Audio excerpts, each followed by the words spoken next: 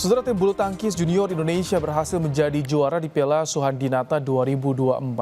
Supremasi tertinggi kejuaraan bulu tangkis tingkat junior internasional ini sukses dibawa pulang usai mengalahkan tuan rumah sekaligus unggulan pertama Tiongkok.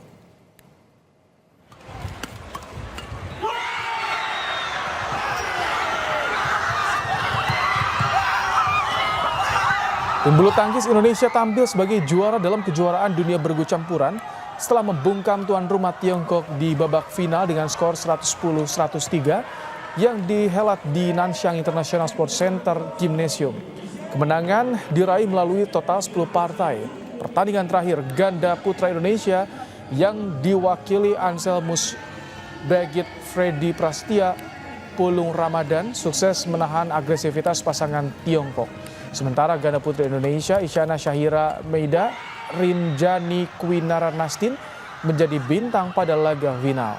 Turun 2 kali, Isyana Rinjani total mengumpulkan 26 poin.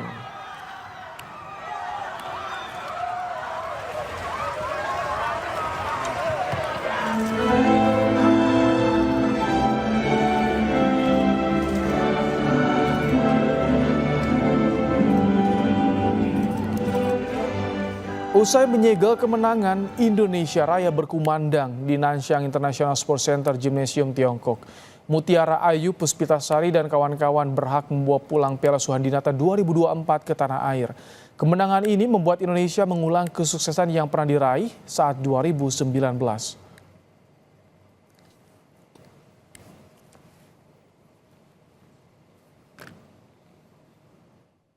Ya, bangga sekali untuk perjuangan anak-anak ini ya. Mereka bisa memberikan terbaik buat Indonesia dan PBSI ya. Sangat luar biasa mereka di kandang Cina sendiri, mereka bisa bermain dengan sangat tenang walaupun ada pressure, tapi itu yang ya, untuk mereka ya saya apresiasi luar biasa.